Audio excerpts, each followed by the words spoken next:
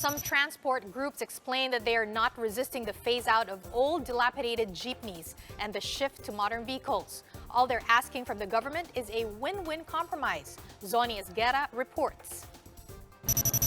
The Pasang Mazda Transport Group continues to urge other transport organizations to recognize the need to modernize jeepneys. Some Pasang Mazda members have hit the roads with their brand new Euro 4 compliant vehicles. Dino Trendado, who has been doing so for 6 months now, says he feels safer and more comfortable driving a modern jeep. Dito sa modern jeep, okay ka dito, komportable ka sa pagmaniho at saka sa init, malamig ka dito, walang init eh. Mas okay ka dito sa modern jeepney ngayon. Nung kang ikumpara mo sa dating jeep, mainit. Dito is okay ka. Trendado works for an operator, which means he doesn't own the jeep, he's driving still. He says he is earning enough. 2-4 na yan, yun ang boundary namin. Ibibigay namin dun sa boss, sa operator namin. Tapos yung matira sa amin. Saka sa diesel, sa amin pa rin. Pinakababa naman, makikita namin. Basta Monday to Friday, mga 1.7 din. Isang araw. Malinis. Pero kung depende sa traffic, kung mga traffic naman, minsan alas 6, kuha na kami. Grahin na. Trendado says modern jeepneys are not only better for drivers, but also for passengers. For one, he says modern jeeps are less vulnerable to snatchers and hold-uppers, since the opening and closing of doors are controlled by drivers. He adds it's also affordable for commuters who pay 27 pesos for a full trip from Quezon City Hall to Manila City Hall. Halos pareho lang man, pero ang diferensya lang kasi, hindi kasi ang init. Yun, isa rin yan, ang init. Tapos, hindi tayo safe doon.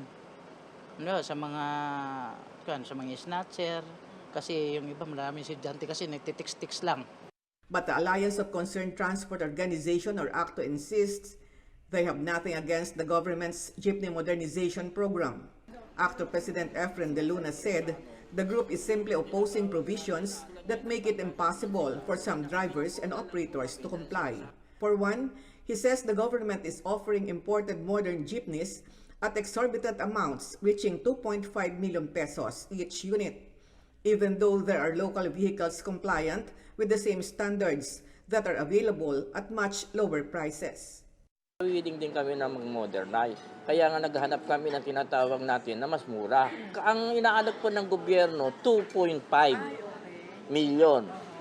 Pero kami ay nakakita na ang halaga lang 1.3 million na sumunod ka na dun sa standard ng tinatawag na gusto nila. Ito ay yung bang body ay gawang Pilipinas, dito sa ating bansa. Victory Motors.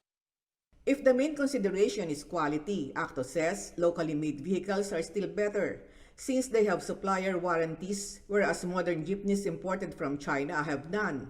The group also wants the government to allow jeepney drivers and operators retain their old franchises once they ditch their old jeepneys for new ones. Kung talagang ang layunin ng gobyerno ay tinatawag natin ay pagmomodernize lang, hindi na kailangan pakailaman o si-surrender ng pusa yung prangkisa namin kung ang layunin talaga ay pagmomodernize. Dahil ang lumalabas to dyan, may sarili na kaming prangkisa.